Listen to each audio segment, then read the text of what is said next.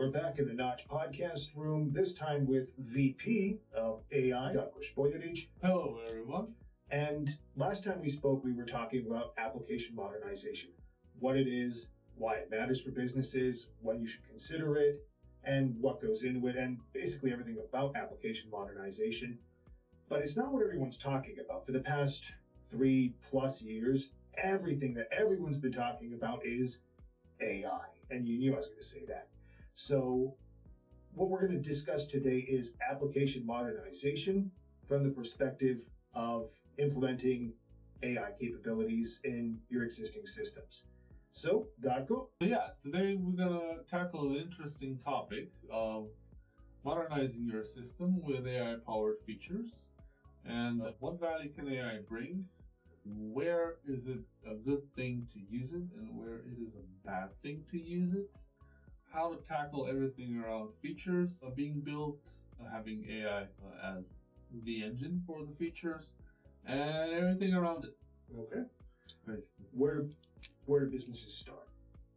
Where do businesses start? Yeah, that's a good question. So it all starts with recognizing the problem that you want to solve. Mm-hmm. Everything starts with the discovery process, right? So we have our own workshops, AI discovery workshops, where we try to sniff out features that would benefit from an AI approach. Okay. Now, the AI features, so they have a couple of qualities to them. The first quality is from a technical standpoint, from an analytics standpoint. They are the features that generate something for you to do stuff upon, in rough terms. The roughest. Now, what does that mean? There are very, very rare situations in which we can allow AI to make decisions. Mm-hmm. Especially in business applications, because in business applications you have business processes. Every number counts, every logical if-then-else statement, it counts. So I like to see those systems, the business systems, as deterministic systems. For example, you've probably seen Gemini summarizing a long email message. Okay, yeah. Business applications don't have a lot of features like that. Mm-hmm.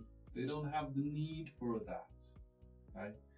And so these kinds of features are not what we're looking for in business applications. We'll take a deeper look into the Gemini example and the email summarization. Yeah, the Gemini will summarize. You still have the option to read the full email, right? If you're not sure. So Gemini is kind of not really making any decisions for you. You can go back, read it yourself, then you can make a decision. Gemini doesn't hide the email from you, so to speak. Okay. And that's what the business systems, the business applications, the ones that are designing AI features for business applications, have to have in mind. The user, human user, needs to be in control, needs to stay in control. And whatever AI does, it's to be for review. Okay, that so makes sense. It can help, definitely, but don't leave it making tough decisions, critical decisions. Now that opens up a couple of new avenues of thinking regarding how you're going to design AI features, and maybe we can open that up. We should. Yeah.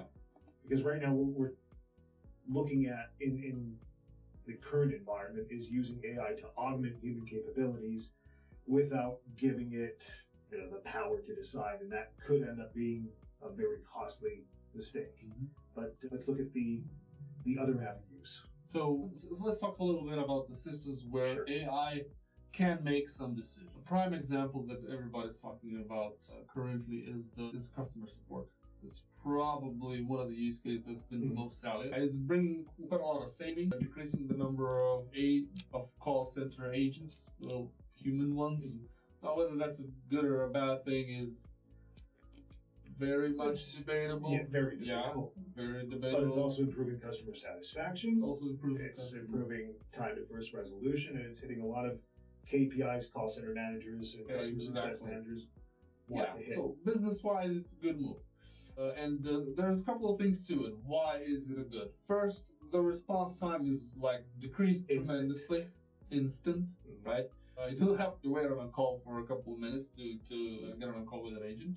The business that agents do, the work that agents do is, in most cases, they are providing a typical solution to a typical problem, right? Because, for instance, if you're talking to a telecom agent and if your router is not working for this and that reason, they probably have seen that and they have already made a solution for you. That's where AI excels, right? And and AI is not making any decisions here. It's basically, to put it in rough terms, it's pitching solutions. And many times it pitches very, very good solutions, and actually the ones that are right for the problem that the customer is having. So it's generating, but it's not deciding. The customer decides. The one that is on the other side of the phone is making the decision, trying out stuff. Now, there's a risk that an AI agent will do something that will destroy the router. You have to make the AI agent not do that. There's a risk associated to that. Ideally, yeah.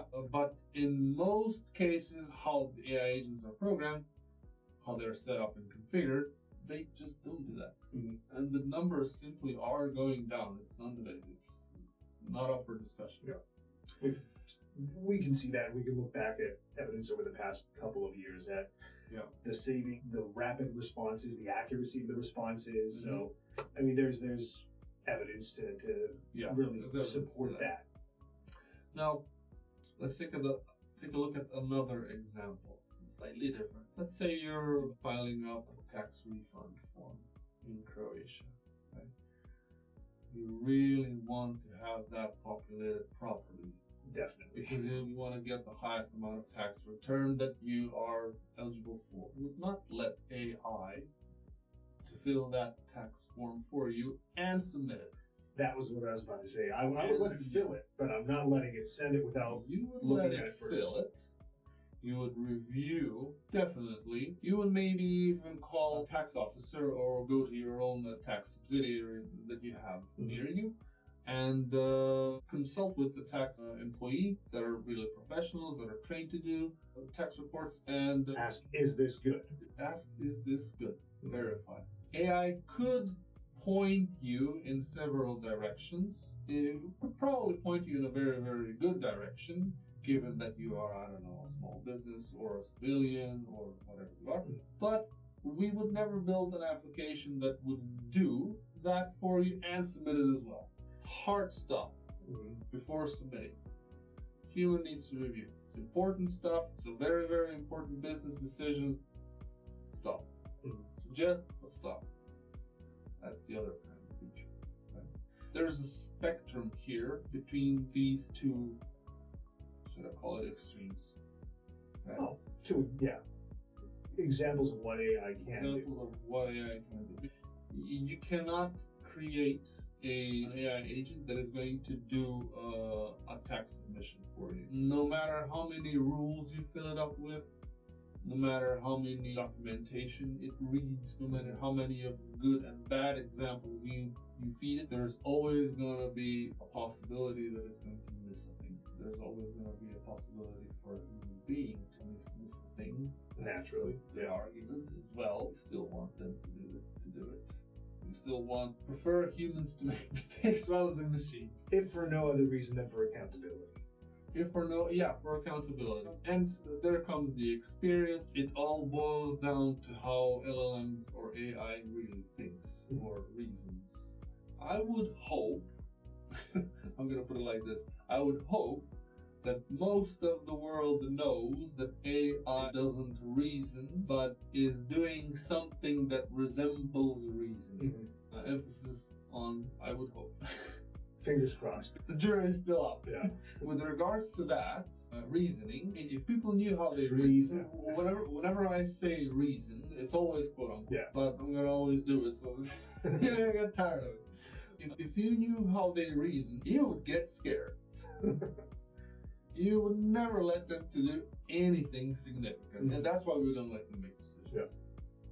They can fill out the work, but we still need human eyes on it before anyone hits send. Absolutely. Yeah. That's one of the guiding principles for us when we build in AI-powered features into the application. Always keep human in the loop. Absolutely always. And the other thing that we pay close attention to is make the AI-powered feature not stand out. Now, to give an example, take a look at your phone, for example, right? So I have an iPhone Face ID feature. Okay. Face ID has a camera, has a sensor, has some kind of a facial recognition feature. Behind it is machine learning, non-deterministic behavior, same as LLMs. Would you view this as an AI feature? Not organically.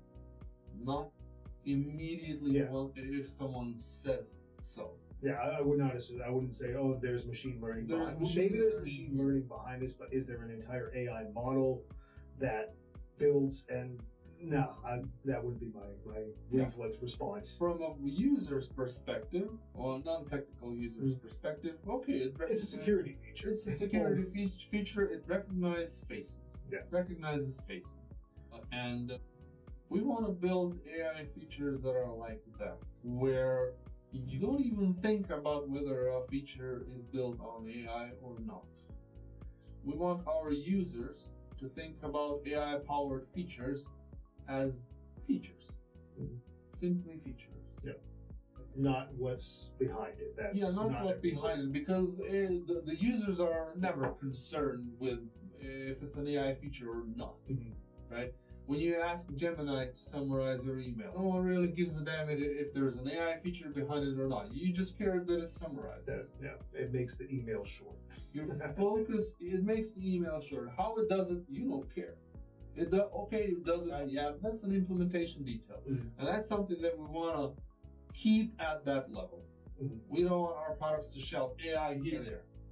Absolutely not a good user experience. True. Because users need a product that works, right? It doesn't need to be plastered with ads. Yeah. AI here.